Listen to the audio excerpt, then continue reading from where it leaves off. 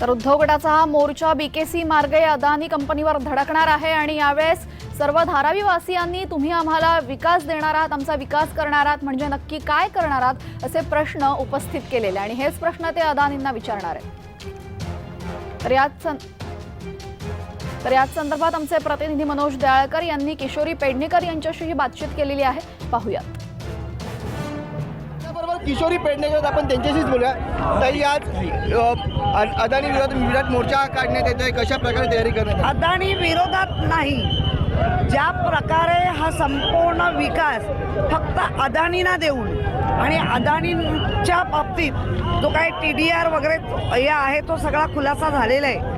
500 फुटाचं घर मिळालं पाहिजे, स्मॉल स्केल इंडस्ट्रीज किंवा मोठी इंडस्ट्रीज ही त्या जागेवर त्यांना मिळालं पाहिजे, पोलिसांना घरं मिळाली पाहिजे, मिल कामगारांना इथे घरं मिळाली पाहिजे, इथल्या राहणाऱ्यांना घर आणि त्याचं मकान आणि दुकान हे त्यांना मिळालं पाहिजे।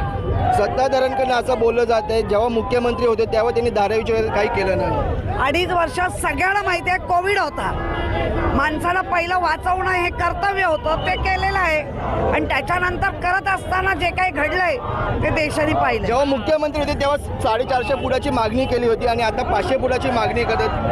500 फुटाची नाही, 500 फुटाची मागणी। काही सत्ताधाऱ्यांकडून असं देखील बोललं जात आहे की ठाकरे गटाच्या पदाधिकाऱ्यांनी दाऊदच्या माणसांबरोबर पार्टी केली, जनता त्यांना धडा नाही बोलणार कारण मला नाही माहिती काही।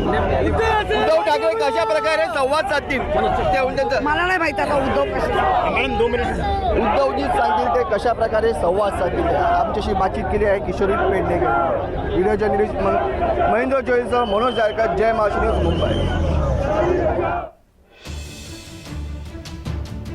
धारावी पुनर्विकासासंदर्भात उद्धव गटाने आक्रमक पवित्रा घेतलेला आहे। धारावीचा विकास तुम्ही नक्की कसा करणार आहात असा प्रश्न ते अदानी कंपनीला विचारतायत। विकासाला विरोध नाहीये तर हे संपूर्ण विकासाचं काम फक्त अदानींनाच का असा सवाल उद्धव गटाकडून उपस्थित करण्यात आलेला आहे। तर राऊतांनी तर थेट आरोप केलेला आहे गुजराती लॉबीचं हे मोठं षडयंत्र आहे मुंबई घशात घालण्याचं आणि यावरूनच हा मोठा वाद निर्माण झालेला आहे।